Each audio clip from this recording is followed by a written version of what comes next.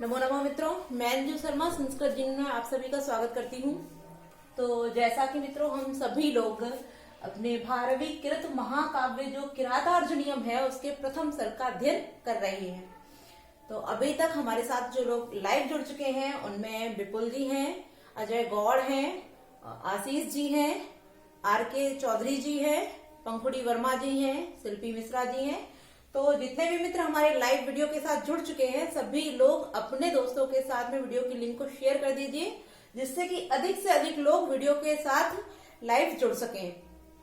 तो जैसा कि हम लोगों ने अभी तक प्रथम सर्ग के कुल 35 श्लोकों का वाचन, अध्ययन एवं उनसे बनने वाले जो महत्वपूर्ण प्रश्न थे उन सभी का अध्ययन कर लिया है। तो आज मैं आप सभी के समक्ष हमारे जो 36, 37 और 38वां श्लोक है इसको लेकर आप सभी के समक्ष उपस्थित हुई हूँ। तो आइए हम लोग हमारा जो श्लोक है 36वां पहले इसका वाचन करते हैं, तत्पश्चात इसके अर्थ को जानते हैं। तो आप सभी लोग मेरे साथ दोहराइए। बनान्त शय्या कठिनी कृताकृति कचाचितो विश्वगिवा गजौ गजौ कथं त्वमेतौ धृतशय्यमो यमो विलोकयन्योत्साहसेन वादितुम्। अब जैसा कि हमने आप सभी को पहले बता रखा है कि जो द्रौपदी है वो युधिष्ठिर को उत्साहित, यानी कि जो उन्होंने अभी तक अपने अंदर जो मौन धारण कर रखा है, अर्थात तो जो वनेचर आया था और वनेचर ने आकर के दुर्योधन के संपूर्ण वृत्तांत को युधिष्ठिर से कह सुनाया, किंतु फिर भी युधिष्ठिर को तनिक भी क्रोध नहीं उत्पन्न हुआ। तत्पश्चात जब वो द्रौपदी के भवन में जाकर के अपने भाइयों के समक्ष उस संपूर्ण वाणी को बताते हैं जो कि वनेचर ने युधिष्ठिर से कही थी, तो उन सभी वार्तालाप को सुन करके जो द्रौपदी थी उनको अत्यंत क्रोध उत्पन्न हुआ और क्रोधित होते हुए उन्होंने अपनी वाणी को कहना आरंभ किया। और वो कहती हैं कि किस प्रकार से आप दुर्योधन के जो समृद्धि है उसके वृत्तांत को सुनकर आपके अंदर जरा सा भी क्रोध उत्पन्न नहीं हुआ है। आपको भी वही करना चाहिए जो दुर्योधन ने आपके साथ किया है। तो इस प्रकार वह उनके क्रोध को जागृत करने की कोशिश कर रही हैं। तो अभी तक उन्होंने क्या किया है, जब उसके द्वारा भी युधिष्ठिर के अंदर क्रोध उत्पन्न नहीं होता है तब वह भीम और अर्जुन की दुर्दशा, जो कि पहले वो किस तरीके से रहते थे अपने राज्य में और किस प्रकार के कार्यकलाप क्रियाकलाप किया करते थे, और आज वह वन में किस प्रकार से रह रहे हैं और किस प्रकार से उनकी जो है वो दुर्व्यवस्था हो गई है, तो वह इन सब चीजों के विषय में बताती हैं। तो आगे क्योंकि वो ब्रकोदर अर्थात भीम और अर्जुन तात्पर्य जो धनंजय अर्थात अर्जुन के विषय में, उनकी दुर्दशा के विषय में उन्होंने वर्णन कर दिया था, उसी क्रम में आगे बढ़ते हुए अब इस श्लोक में यहाँ जो गजौ गजौ यमो इस तरीके से बोला गया, यहाँ द्विवचन का प्रयोग किया गया है। तात्पर्य यहाँ जो दो भाई मान अश्वनी कुमार के पुत्र जो है, दो भाई हैं जो नकुल और सहदेव, उनके विषय में वर्णन करते हुए द्रौपदी कहना आरंभ करती हैं। तो हम पहले एक एक शब्द का अर्थ देख लेते हैं। तो वनांत शय्या के वन रूपी शय्या, के वन रूपी शय्या पर सोने के कारण। अब यहाँ वनांत शब्द देखते हैं तो यहाँ वनांत में षष्ठी तत्पुरुष समास हो जाता है। वनस्य अंतः अर्थात वन रूपी, वन रूपी शय्या है जो। अब पूरा शब्द लेते हैं कि वनांत शय्या कि वन वाली जो सैया है, तब यहाँ संपूर्ण अर्थ अर्थात वनांत में केवल षष्ठी तत्पुरुष समास है और वनांत सैया में कर्मधारय समास हो जाता है।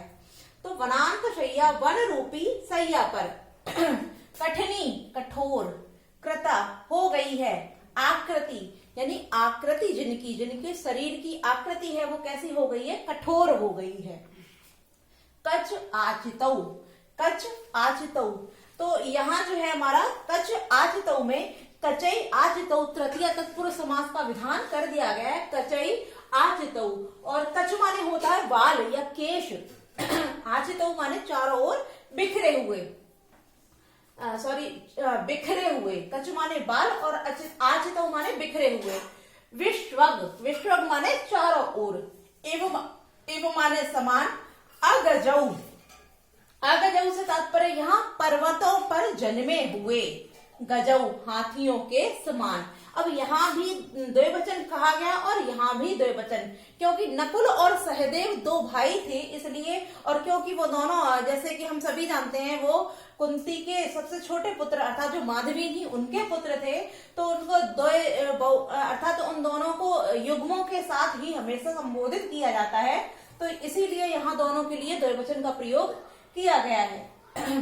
कथम तुम एतौ, कथम माने किस प्रकार, तुम माने तुम अर्थात आप युधिष्ठिर, एतौ माने इन दोनों को, यमो इन दोनों युग्मों तात्पर्य नकुल और सहदेव को, धृति संयमो, धृति माने धैर्य और संयम, धैर्य और संयमो अर्थात यहाँ भी द्विवचन धृति संयमो, यहाँ द्वंद्व समास का विधान किया है, धृतिश्च संयमश्च, तो यहाँ द्वंद्व समास हो जाता है हमारा धृति संयमो, क्योंकि दो है इसलिए यहाँ भी द्विवचन है और यमो से नकुल और सहदेव का अर्थ बोधित किया जा रहा है। विलोकयन देख करके उत्साहित नहीं होते हैं, न माने नहीं, वादित माने त्याग करने के लिए अर्थात वादित करने के लिए। अब हम इसके अर्थ को देखते हैं कि यहाँ द्रौपदी इस प्रकार वर्णन करती है, इस प्रकार कहना आरंभ करती है कि हे राजन, हे युधिष्ठिर, वनांत शैया, वन की सैया पर सोने के कारण, वन रूपी सैया पर सोने के कारण, क्योंकि जब उनको वनवास दे दिया गया तो वहां कोई अच्छा उनके लिए बिस्तर या शयन के लिए कोई भी अच्छी सैया नहीं थी, तो वो पृथ्वी की भूमि पर ही सो जाया करते थे। तो वो कहती है कि वन रूपी सैया, ये जो धरा है इसके सैया पर ही सोने के कारण कठिनी आकृता आकृति, कठोर हो गई है जिनकी आकृति, अर्थात कठोर आकृति हो गई है जिनकी ऐसे। तो वन रूपी सैया पर सोने के कारण कठोर आकृति वाले, आगे कहती हैं कि विश्वग कचाचितौ, विश्वग माने चारों ओर बिखरे हुए, अचितौ माने बिखरे हुए, कच माने बालों वाले, कि विश्वग चारों ओर, आचितौ बिखरे हुए, कच माने बालों वाले, कि चारों ओर बिखरे हुए बालों वाले। क्यों बिखरे हुए? क्योंकि जंगल में इधर से उधर घूमते रहते हैं, तो जो इनके बाल हैं वो चारों तरफ फैल गए हैं, बिखर गए हैं। अगजौ गजौ, अगजौ माने पर्वतों पर जन्मे हुए, गजौ माने हाथियों के, इव माने समान, कि पर्वतों पर जन्मे हुए हाथियों के समान ये दोनों पूरे दिन जंगल में इधर से उधर घूमते रहते हैं, इस कारण इनके जो बिखरे हुए बाल हैं ऐसे बालों वाले, साथ ही साथ वन रूपी सैया पर सोने के कारण जिनका शरीर कैसा हो गया, आकृति माने जिनका शरीर जो है कैसा हो गया, कठोर हो गया है, किंतु पहले इनके जो अंग थे बहुत ही कोमल सुकोमल अंगों वाले थे, वह कोमल अंगों वाले नकुल और सहदेव दोनों ही आज कैसे हो गए हैं कि कठोर आकृति वाले हो गए हैं। अब कठोर आकृति कैसे हुई है? वन रूपी सैया पर सोने के कारण, तात्पर्य कि वो जमीन पर सोते हैं, वन पे कठोर भूमि पर सोते हैं, इस कारण उनका जो सुकोमल शरीर था, सुकोमल अंग थे, वो भी कठोर हो गए हैं। साथ ही साथ पर्वतों पर जन्मे हुए हाथियों के समान चारों ओर घूमते रहने के कारण उनके जो बाल हैं, कछ माने जो बाल है, वो चारों ओर बिखरे हुए हो गए, चारों तरफ बिखर गए, ऐसे चारों ओर बिखरे हुए बालों वाले और पर्वतों पर जन्मे हुए हाथियों के समान एतौ यमो, एतौ यमो, इन दोनों युग्मों अर्थात इन दोनों युगलों जो नकुल और सहदेव हैं, इनको विलोकयन देख करके तुम आप धृति संयमो, धैर्य और संयम को न बाधितुम, धृति संयमो, धैर्य और संयम को बाधितुम त्याग करने के लिए कथम न उत्साहते सहसे, किस प्रकार, कथम माने किस प्रकार, न माने नहीं, उत्साह से उत्साहित हो रहे हैं, तात्पर्य धैर्य और संयम को त्यागने के लिए, इसको छोड़ने के लिए किस प्रकार से आप उद्यत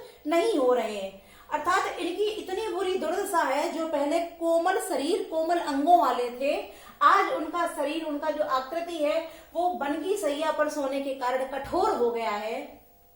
वो जंगल में जन्मे हुए हाथियों के समान इधर उधर घूमते रहते हैं चारों ओर। इस कारण जो उनके सुंदर सुंदर केश थे वो चारों ओर बिखर गए हैं। ऐसे नकुल और सहदेव को देख करके, विलोकियन माने देख करके, कि आप धैर्य और संयम को त्यागने के लिए, बाधितों माने त्यागने के लिए किस प्रकार उत्साहित नहीं हो रहे हैं, अर्थात आपको धैर्य और संयम त्याग करके युद्ध के लिए शस्त्र उठा देना चाहिए। तो हमारा जो 36वां श्लोक था इसका संपूर्ण व्याख्या हम लोगों ने देख ली है। हमारा जो अगला श्लोक है उसकी ओर बढ़ते हैं। तो पहले इसके वाचन कर लेते हैं, तत्पश्चात इसके अर्थ को जानते हैं। इमामहं वेद तावकी धियं विचित्र रूपा खलु चित्तवृत्तयः विचिन्तयन्त्या भवदा पदा परां रुजन्ति चेता प्रशवं ममाधयः। अब इस श्लोक में जो द्रौपदी है वो कहती हैं कि मैं आपको कुछ कहना नहीं चाहती हूँ, किंतु फिर भी क्या है, मम आधया, जो मेरी मनोव्यथाएं हैं वो मेरे मन को बलपूर्वक दुखी कर रही हैं, इस प्रकार मैं आपको कहने के लिए प्रेरित होती हूँ। तो यहाँ जो अहम शब्द दिया वो द्रौपदी स्वयं अपने लिए बोलती है कि अहम, मैं, इमाम, इस, तावकी धियम, तावकीम अर्थात आपकी, धियम माने बुद्धि को, न वेदः नहीं जानती हूँ। इमाम, इस, अहम माने मैं, वेदम माने जानती, न माने नहीं, जानती नहीं हूँ, तावकीम धियम आपकी बुद्धि को, विचित्र रूपा, विचित्र रूप की होती है अर्थात भिन्न भिन्न रूपों वाली होती है, खलु माने निश्चित रूप से, चित्त वृत्तियां चित्त की जो वृत्तियां हैं। तो यहाँ षष्ठी तत्पुरुष समास का चित्ता नाम वृत्त्य अर्थात चित्त की वृत्तियां, तो यहाँ षष्ठी तत्पुरुष समास का विधान किया गया है। साथ ही साथ जो विचित्र रूपा है, यहाँ विचित्रम रूपम या शांता, यहाँ बहुप्रिय समास का विधान किया गया है। विचिंतयन्त्या सोचते हुए, भवदा पदम आपकी, पदम माने अत्यधिक, भवत माने आपकी और आपदम माने विपत्तियों के, तो यहाँ आपकी विपत्तियों के, तो यहाँ भी षष्ठी पुरुष का विधान किया गया है। तो इसका जो है भवतः धन आप, भवतः आपदम के आपकी आपत्तियों के, पराम माने महान, जो आपकी महान आपत्तियां हैं, रुजंती माने बलपूर्वक दुखी, रुजंती माने होता है दुखी करना, चेता माने मन को, प्रशमम माने बलपूर्वक, मम माने मेरी, आदि माने मनोव्यथाएं। तो यहाँ द्रौपदी युधिष्ठिर से कहती हैं कि अहम, मैं द्रौपदी, इमाम, इस, तावकीम धियम आपकी बुद्धि को, न वेदः नहीं जानती हूँ, मैं आपकी इस बुद्धि को नहीं समझ पा रही हूँ कि आपकी जो बुद्धि है वो किस प्रकार की हो गई है। आगे कहती है खलु चित्त वृत्तिया विचित्र रूपा, कि निश्चित रूप से, खलु माने निश्चित रूप से, जो चित्त की वृत्तियां होती हैं अर्थात जो मन की वृत्तियां होती हैं, मन की जो रूप मनोवृत्तियां होती हैं वो विचित्र रूपा, विचित्र रूप से अर्थात भिन्न भिन्न प्रकार की होती हैं। ये मैं जानती हूँ कि जो मन की वृत्तियां होती हैं, जो मनो के भाव होते हैं वो सभी के भिन्न भिन्न प्रकार के होते हैं, किंतु फिर भी मैं आपकी इस बुद्धि को नहीं जानती हूँ। यहाँ जो हमारा लिखा हुआ है ये विचित्र रूपा खलु चित्त वृत्तिया, ये हमारा सूक्ति वर्ड है, बहुत ही इंपॉर्टेंट है। कई परीक्षाओं में ये वर्ड, ये सूक्ति पूछी गई है, तो आप लोग इसको अंडरलाइन करके रखिए या फिर किसी नोटबुक में लिख के रखिए, ये बहुत अधिक पूछी जाती है।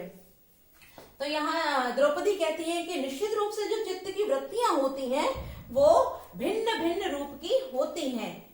फिर क्या कहती हैं आगे कि भवदा पदम पराम, भवत आपदाम पराम, फिर भी आपकी महान आपदाएं, जो आपकी महान या बहुत अधिक आपत्तियां हैं उनके विषय में विचिंतयन्त्या सोचते हुए, मम माने मेरे, चेता माने मन को, आधेय माने मनोव्यथाएं, प्रशभम बलपूर्वक, रुदंती माने दुखी कर रही है कि हे राजन, मैं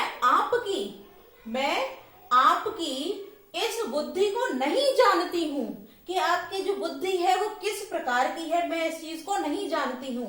निश्चित रूप से जो मनोव्यथाएं होती हैं, जो चित्त की वृत्तियां होती हैं वह विभिन्न रूप की होती, विविध रूपों वाली होती हैं, मैं ये भी जानती हूँ।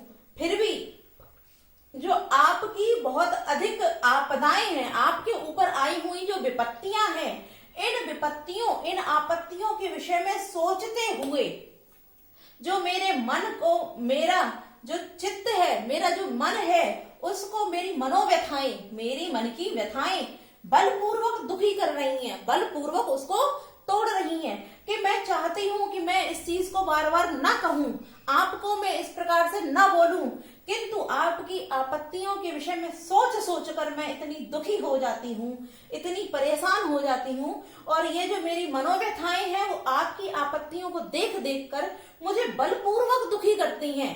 अर्थात प्रसभम माने बलपूर्वक और रुजंती माने तोड़ डालती हैं, तात्पर्य दुखी करती हैं। तो हे राजन, मैं आपकी आपत्तियों के विषय में सोच सोच कर ही जो मेरे मन की मनोव्यथाएं हैं वो मेरे मन को बलपूर्वक दुखी करती हैं। मैं नहीं चाहती हूं आपसे ऐसा कहना, किंतु फिर भी मेरी जो मनोव्यथाएं हैं वो बार बार मुझे कहने के लिए आपसे प्रेरित करती हैं। तो हम लोगों ने अपने 37वें श्लोक का अर्थ भी जान लिया। हमारा जो 38वां श्लोक है इसके विषय में भी हम जानते हैं। तो पहले आइए आप सभी लोग मेरे साथ इसको उच्चारित कीजिए, तत्पश्चात इसके अर्थ को हम जानेंगे। सभी लोग दोहराइए मेरे साथ। पुराधिरूढ़ शयनम महाधनम विबोध्य श्रेया स्तुति गीत मंगलै अदभ्रुदर्वा मदिशसि स्थलीं जहासि निद्राम शिवै शिवारुते। तो इस श्लोक में जैसे कि जो द्रौपदी हैं वो अब, क्योंकि उन्होंने एक श्लोक में वृकोदर जो भीम है उनकी दुर्दशा के विषय में वर्णन कर दिया, तत्पश्चात उन्होंने अर्जुन की दुर्दशा के विषय में वर्णन कर दिया, उसके बाद उन्होंने नकुल और सहदेव की दुर्दशा को भी बता दिया। अब वह अपनी व्यथा को प्रकट करते हुए, क्योंकि वो बताती हैं कि मैं इस प्रकार आपकी आपत्तियों को देख देख कर दुखी होती हैं, तो अब इस प्रकार से इस श्लोक में जो 38वां श्लोक है इसमें वह युधिष्ठिर की दुर्व्यवस्था के विषय में वर्णन करती हैं। तो हम देखते हैं इसमें क्या कहा गया है। पूरा हमारे प्राचीन समय में या पहले, अधिरूढ़ा चढ़कर या उस पर आरूढ़ होकर, शयनम सैया पर, महाधनम जो महान धन की थी, अर्थात महत धनम, यहाँ हमारा जो है बहुब्रीहि समास हो जाता है, महत धनम यश्य, अर्थात महान धन से जो युक्त है, महान धन वाली है जो, तो बहुमूल्य, महाधनम अर्थात बहुमूल्य, महान धन वाली, विबोध्य से जगाए जाते थे, यह माने जो। अब जो कौन, युधिष्ठिर, यहाँ युधिष्ठिर के विषय में वर्णन करती हुई द्रौपदी कहती हैं स्तुति गीत और मंगली, के स्तुति गीतों के द्वारा और मंगलकारी गीतों के द्वारा जो पहले जगाए जाते थे। अब यहाँ स्तुति गीत जो है, यहाँ षष्ठी तत्पुरुष समास का विधान किया गया है कि स्तुति नाम गीता, अर्थात स्तुतियों वाले जो गीत होते, स्तुति के गीत, तो यहाँ षष्ठी तत्पुरुष समास का विधान किया गया है। अदर्भ दर्भा, यहाँ दर्भ जो दिया है वो कुशों के लिए प्रयुक्त है। दर्भ माने होता है कुश, कि ऐसे बहुत अधिक कुशों से युक्त जो है, आदि शस्य सोए हुए, स माने वह, स्थलीम, स्थली माने पृथ्वी पर या भूमि पर। अब कौन सी भूमि, क्योंकि यहाँ वन में रह रहे हैं तो वन की भूमि।